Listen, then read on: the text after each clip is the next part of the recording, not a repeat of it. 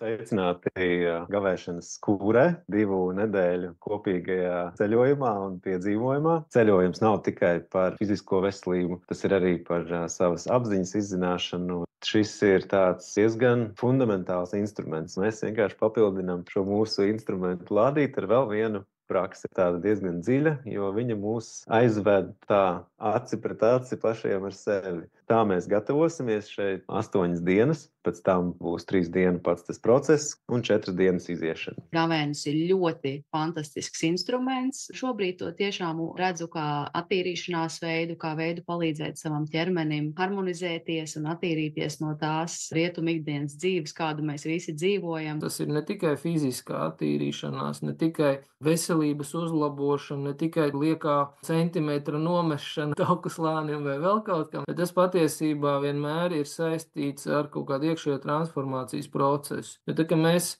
kaut kādā mērā attīramies, mums parādās iespēja kaut ko jaunu savā dzīvē uzsākt, kaut ko jaunu ievirzīt. Ļoti, ļoti vēlos iet kopā šajā ceļā ar jums un izzināt katram pašam sevi, iepazīties un atbalstīt jūs. Tieši priekš tam mēs 3 pavadoņu komplekts būsim jums kā palīgi šī ceļā un centīsimies maksimāli iedot atbildes uz jautājumiem, ja tādi radīsies.